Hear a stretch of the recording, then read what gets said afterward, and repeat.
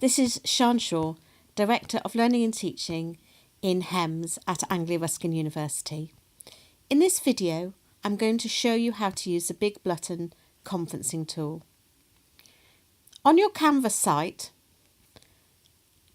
select Conferences from the menu on the left-hand side. To set up a conference, just click Add Conferences and then give your conference a name.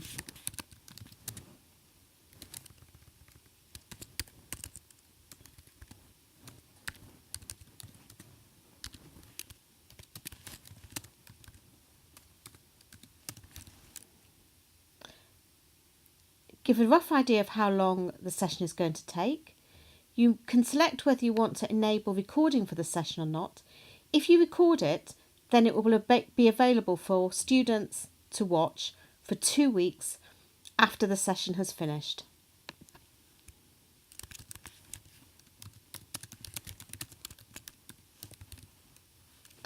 Give your lesson a name or some more description of it, and then you can decide who you want to invite to it. You could invite the whole class, or if you're having a tutorial or one-to-one interview, then you can just select particular members of the group registered on that particular module. For this one, I'm just going to invite all members. Anybody who you don't invite won't be able to join the conference or view the recorded information. Just going to click on Update. You can actually add additional conferences, so I'm just going to give a different one.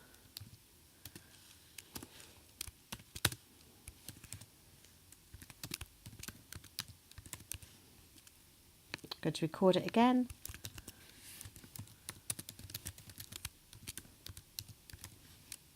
And this time maybe I'm just going to invite a couple of members of the group. Maybe it's just a tutorial. So at the beginning of the course, you can set your conferences ready to start. When you've given the date and time, you can select your conference. The academic has to start the conference before students can join. Until the academic has actually opened the conference, students won't be able to start. So I recommend starting the conference 5 minutes before the students are likely to join. For academics, I advise you to have the microphone setting. Students just listen only, unless it's a one-to-one tutorial. So I'm going to select the microphone. Just going to test the audio. And then I can upload a file to present. So I can have a range of different files. It could be PDF, it could be a student's assignment that you're going to discuss with them. For this particular one, I'm just going to upload a PowerPoint presentation and upload. Just takes a few minutes to upload. It's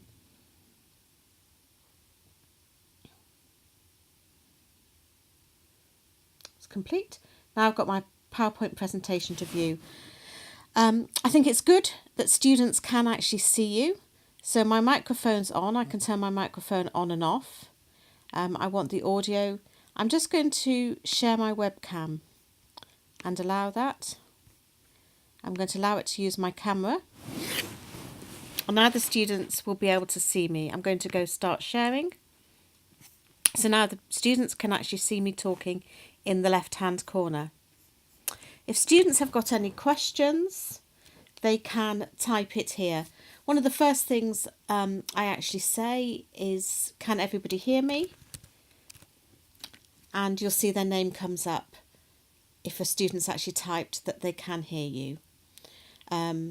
You can ask all manner of different questions. If students have got questions, they can type them here on their screen, and you'll be able to see what the students want to ask you.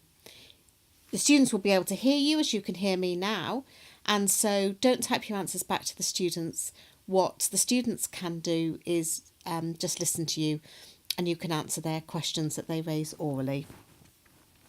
You can now talk about your presentation and work through your PowerPoint presentation, and continue doing your teaching as you would normally.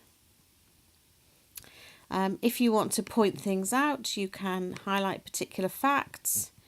You can write additional text on the screen if you want to point things out.